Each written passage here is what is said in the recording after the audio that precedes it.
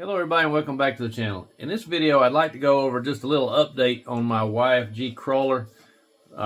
It's changed a lot since the last video I made. I know I haven't shown a whole lot of videos with the things I've done to it.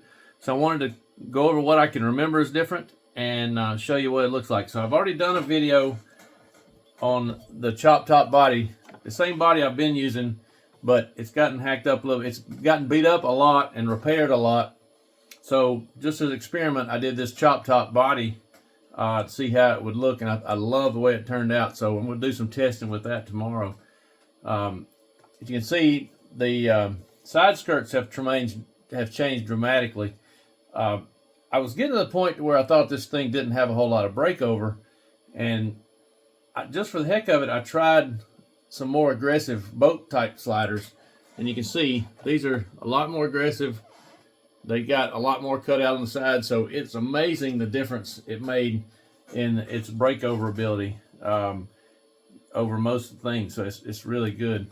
Another thing, another one of the main changes. Let me pop this body off here. Sorry, my squeaky chair. This is my new setup. I'm still not used to. So you can see, still got the same electronics, still got the same transmission setup. I've got both the underdrive and overdrive gears in it now. I don't know if I had that last time I made a video. I had to do a little modification to the case, so it should be right at 31% overdrive, which made a huge difference. So I lengthened the wheelbase. I had all Element factory team links in it, and I could only get just right at 13-inch wheelbase. So I started making my own links. So I made custom links and got it stretched out to 13.5 now, and that's about all I'm getting out of this drive shaft. I may try experiment with a little more wheelbase later down the road, just because I can. The only reason I haven't gone any farther than I have is because of drive shaft. I'm still using the Element drive shaft with the Night Runner centerpiece in it. To get it to stay in at this length, I had to shoe glue one end in. So, and I thought that was going to be a problem, but it seems to work out great. I've been crawling with it for a while now and hadn't had one bit of problem. So, pretty happy with that. Another change I made that I just remembered is the shocks in the rear. I had a lot of problem bumping up onto things, and it was like it would bounce off of it real easy because the rear end's real light. So I tried, the lowest weight oil I had was 27.5.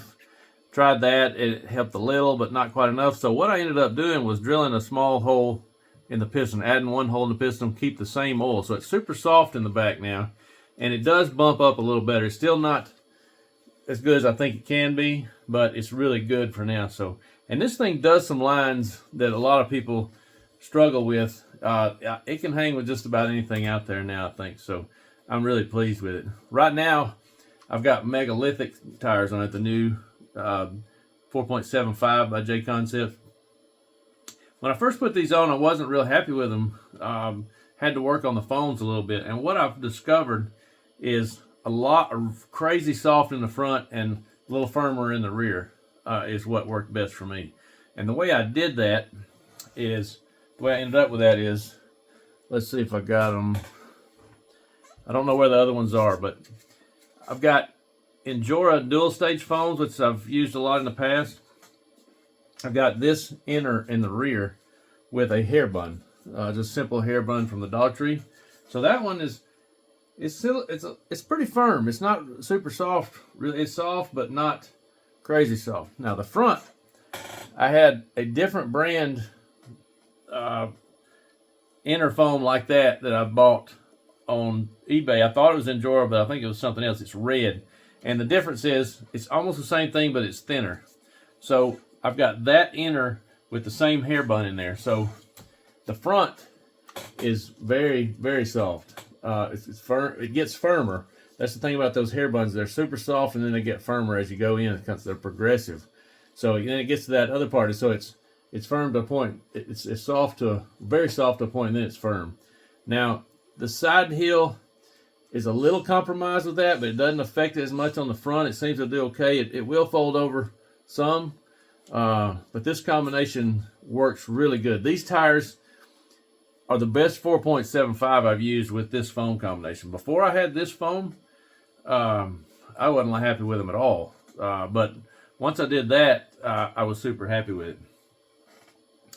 I'm not sure what else changed. You know, in the earlier video, I don't know if I had the beef tubes front axle. It's got the harder front axle with the beef tube brass. And I've got Trill brass center, the C-hubs and the outer hubs.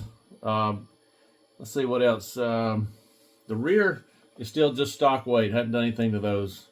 These are Endura wheels, but these tires, I usually don't run these tires. I save these in case I'm going to something that requires a 4.75, because to me, ruptures are still king. J-Concept ruptures, and this is the setup I run. I have some 1.9s that I use. They're disassembled right now, but I've actually got these apart right now. So what I wanted to try was a 2.2 wheel. I've done a video on that before, and the 2.2 wheel with a 3D printed 95A inner and the Endura foam outer.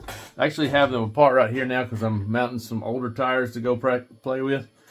So here's the foam with these 2.2s. I'd been using these Enduras just the way they come. The Endura dual stage foam with the blue inners fits a rupture absolutely perfect. That's one of my second favorite tires combination is that one, but this one always outdid it. So I printed these. All I had was 95A, so it turned out pretty firm. They are flexible and they will collapse. Let's see if I can get to do it in the picture. They will collapse, but not much. With the weight of these things, it's probably not hardly collapsing at all. But this outer section is really soft. Once that foam gets broke in, they're super soft. Now I have recently got some 85A, the Ninja Tech 85A. So I made some of these, and you want to talk about soft. Let's say this stuff is soft. I tried these, I printed these, put them in the front only so I could get a similar combination of what's on these megalithics, and I didn't like it. I didn't like it at all. They folded over, they were too soft, they just didn't work. So for now, I'm going back to these. I'm gonna be working on printing some full foams. I might end up printing the outers with this material with a little more infill. I got to experiment. That's going to take a lot of practice. I got to buy a filament dryer to be able to do it correctly, because the print was pretty decent. I used the bamboo drying method inside the machine. It worked okay. It was printable, but it was not perfect. I have one more that's fresh, and you can see it's got a little stringing. So the best I can tell, it's a drying issue. So I can't get it quite dry enough in there. So I'm buying a dryer pretty soon to get that straightened out. So, but here's the secret insert that I've been running. Super happy with these so far.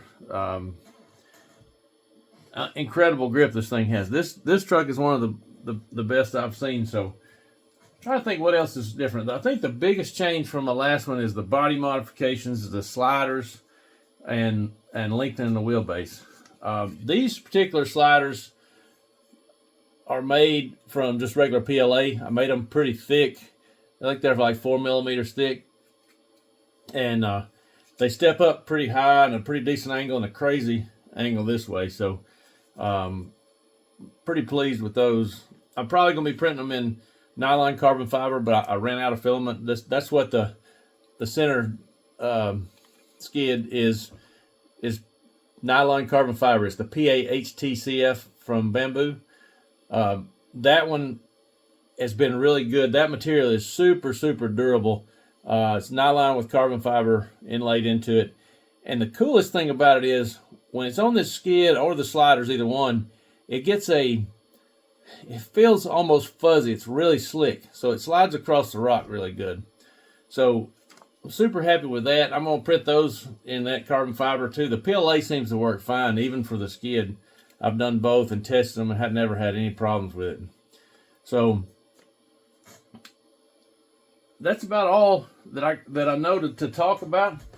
But I'm going to do some more testing tomorrow. I'm going to try out this new chop top body, and we'll see how it goes. So make sure you stay tuned.